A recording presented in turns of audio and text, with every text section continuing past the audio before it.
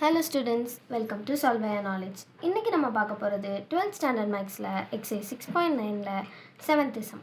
So நம்மளுக்கு ஒரு line ஒரு பிளேனோட ஈக்குவேஷன் கொடுத்து அதோட பாயிண்ட் ஆஃப் இன்டர்செக்ஷன் ஃபஸ்ட்டு கண்டுபிடிக்க சொல்லியிருக்காங்க. அப்புறம் அது ரெண்டுக்கும் நடுவில் இருக்க ஆங்கிள் என்ன அப்படின்னு கண்டுபிடிக்க சொல்லியிருக்காங்க.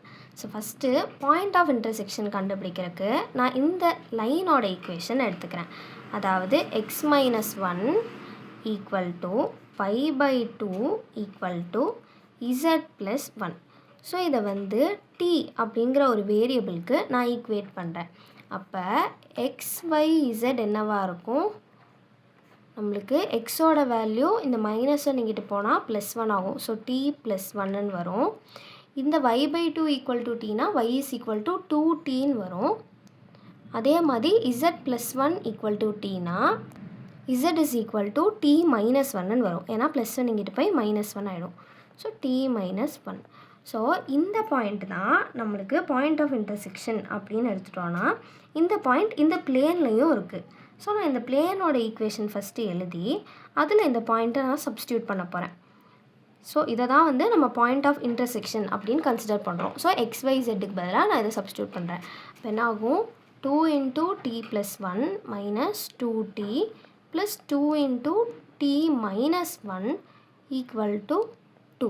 ஸோ நான் உள்ளே மல்டிப்ளை பண்ணேன்னா நம்மளுக்கு 2t plus 2 minus 2t plus 2t minus 2 equal to 2 அப்படின்னு வரும். ஸோ இங்கே plus 2t minus 2t cancel ஆகும், plus 2 minus 2 கேன்சல் ஆகும். ஃபைனலாக நம்மளுக்கு 2t equal to 2ன்னு வரும். அப்போ tயோட வேல்யூ என்ன? 1. ஸோ நான் இதை இங்கே சப்ஸ்டியூட் பண்ணேன்னா நம்மளுக்கு பாயிண்ட் ஆஃப் இன்டர்செக்ஷன் கிடைக்கும். ஸோ பாயிண்ட் ஆஃப் இன்டர்செக்ஷனுங்கிறது நத்திங் பட் xyz தான் அப்படின்னு ஸ்டார்டிங்லேயே சொன்னேன். So point of intersection equal to இந்த பாயிண்ட்.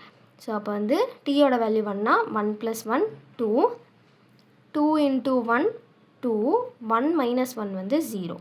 ஸோ இதுதான் நம்மளுக்கு கேட்டிருக்க பாயிண்ட் ஆஃப் இன்டர்செக்ஷன். அடுத்து நம்மளுக்கு என்ன கேட்டிருக்காங்க? Find the angle between the line and the plane. So இந்த லைனுக்கும் பிளேனுக்கும் இருக்கிற ஆங்கிள் கண்டுபிடிக்கணும்னா இந்த லைன்லேருந்து நம்ம பேரலல் வெக்டார் எழுதணும். ஸோ பேரலல் வெக்டார் அப்படிங்கிறது அதோட டினாமினேட்டரில் இருக்கிறது தான். ஸோ இதோட டினாமினேட்டர் 1, இது 2, இதோடதும் 1. ஸோ இங்கே வேணால் போட்டுக்கலாம்.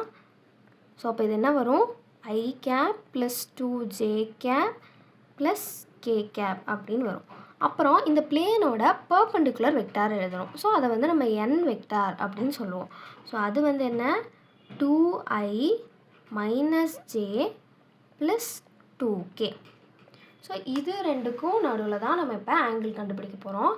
அதுக்கு ஃபஸ்ட்டு இதோட டாட் ப்ராடக்ட் நம்மளுக்கு வேணும். So b vector dot n vector equal to 1 × 2 வந்து நம்மளுக்கு என்ன வரும்?